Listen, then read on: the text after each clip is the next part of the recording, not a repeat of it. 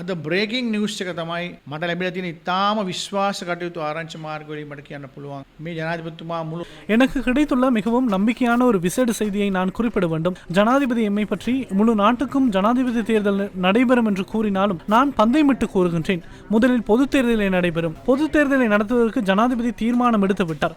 ஜனாதிபதியும் ஜனாதிபதிக்கு மிகவும் நம்பிக்கையான 2 பாராளுமன்ற உறுப்பினர்கள், முன்னாள் பாராளுமன்ற உறுப்பினர் ஒருவர் ஆகிய 4 பேரும் இணைந்து இந்த தீர்மானத்தை எடுத்துள்ளனர். இந்த தீர்மானத்தை நடைமுறைப்படுத்துவதற்கு அனைத்து ஏற்பாடுகளும் தயார் நிலையில் இருக்கின்றன.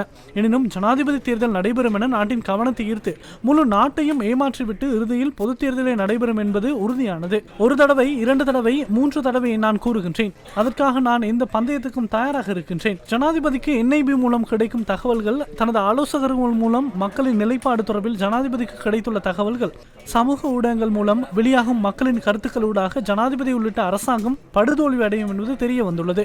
ஜனாதிபதி தேர்தலில் வெற்றி பெற முடியாது என்பதால் எவருக்கும் 113 பெரும்பான்மையை பெற முடியாத நிலையற்ற பாராளுமன்றை உருவாக்கி அங்கும் இங்கும் டீல் மேற்கொண்டு அவர் மக்களின் வாக்குகளால் தோல்வியடைந்ததை போன்று தாமரை மொட்டின் அண்ணன் தம்பி மைத்துனர்களுக்கு பல்வேறு வசதிகளை ஏற்படுத்திவிட்டு அதற்கு பின்னர் இதனை முன்னோக்கி இழுத்து செல்ல முடியுமா என்று அவர் சிந்திக்கின்றார். මචන්ලට දීලා ඉතින් එහාට වැඩේ ඇදගන්න පුළුවන් ද ජනාධිපතිවරණය වෙනකොට කියලා කල්පනා කරනවා.